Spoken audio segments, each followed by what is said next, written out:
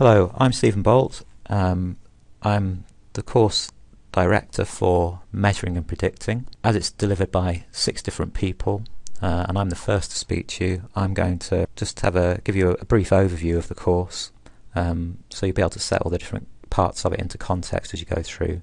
The other presenters will return to these overall objectives when they first speak to you. But let me first of all deal with the aim of the course. The aim of the course is to prepare you to successfully complete your independent research project in environmental science. It's sometimes problematic to teach this sort of course because there's a tension in we're very concerned at the university with producing research outputs, the research outputs being journal articles. Production of those journal articles, as a postgraduate student, you become more closely linked to the production of those research articles because you'll be working closely with research groups and academic supervisors. They're keen to increase the quality and quantity of their research outputs. There's a tension with this desire and the desire to teach you how to do research. The tension's shown up sometimes when external examiners examine the degree programme, including the PhD examinations that go on, and sometimes the quality of the research is recognised as being very good, but the transferability of the skills that the student researcher has developed is not necessarily as good as it should be. There's a strong desire to get on with doing the specific research. Time's always short, it's a resource, and therefore if you have a goal of producing a piece of research, then there's a strong driver to just get on and do it. That may result in a good piece of research being produced quickly, but there's a possibility that some fundamental understanding may be lost. Furthermore, it also limits the transferability of the skills of the researcher. Postgraduate students, the transferability of your skills is something that should be very important to you and very important to us as teachers as well. It's effectively what makes you most employable. The specific research that you carry out may be of a short-term benefit to yourself or to your supervisor as it adds to their research portfolio, but really the longer-term benefits come from you being a well-informed researcher with the skills to actually research in any subject. Now, often the best way of learning how to do something is to do it, so it's not necessarily a bad thing to just get your head down and get on with your research and learn from your mistakes. But also it's not the quickest way of learning how to do it. So there's a balance then in trying to define the optimum approach for learning how to do research. We could start with the fundamentals of philosophy and epistemology. That's the study of learning. Or we could just immediately just go head on and try and do some research, which again is something that a research group that you might get associated with would be keen for you to do. The worst outcome of just going head on and trying to do the research is that effectively you're acting like a technician. You're just being used as a cog in the machine to get the research done without any deeper understanding of why it's being done and how it's being done. The output might be that because you get on with it and get on with it quickly, that there's a research output and that's going to count as a score to somebody, but in the longer run that's maybe not the most productive way of doing it. Anyway, there's a tension in the way that we go about trying to do this. So this course, which is trying to help you successfully complete your independent research project, is going to be using a balance really of these two things.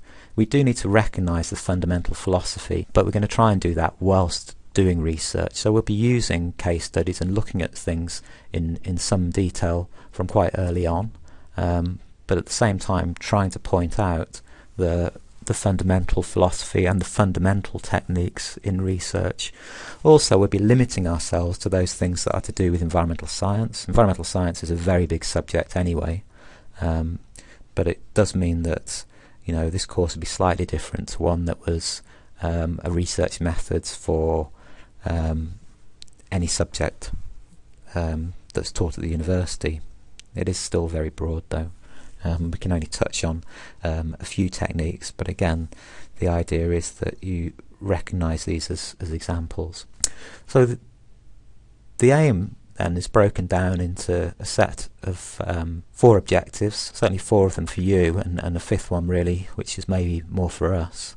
The first objective is to provide a generic framework for carrying out research. This is the one probably that deals most with philosophy and epistemology, how you actually do research. Second, to understand how to make measurements and control or recognise the quality of such measurements. There's a theory behind that, and then there's practical side to it, which will be picked up in other sections.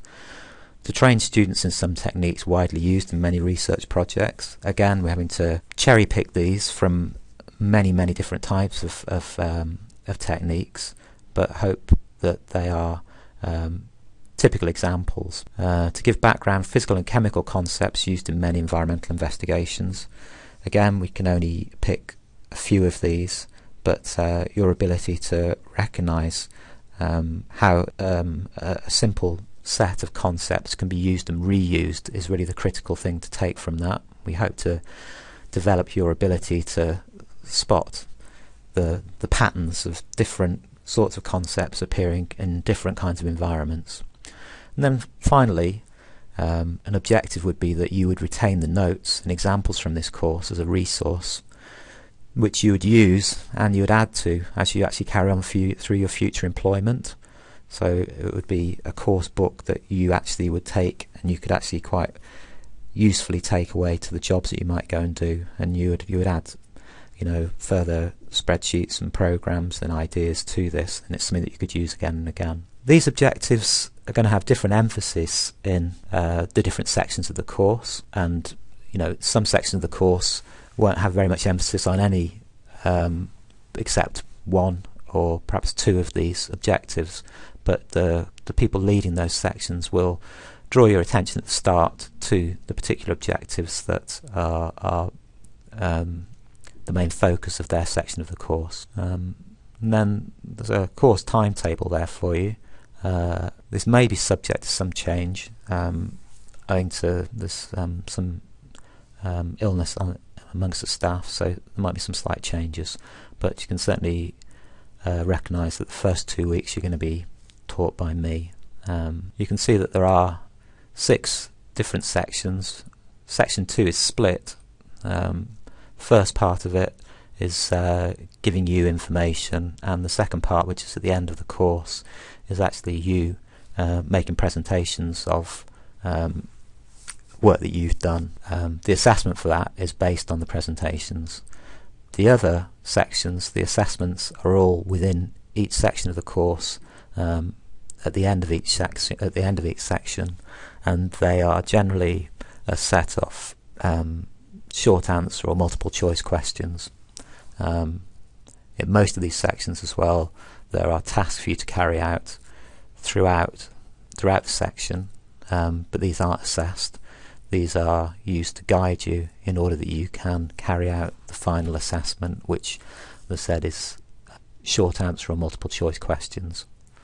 Generally a test that lasts an hour, but the details will be given to you by each of the course section lecturers. For my section then, we can move to section 1, which is the introduction, and you'll find that also on Blackboard.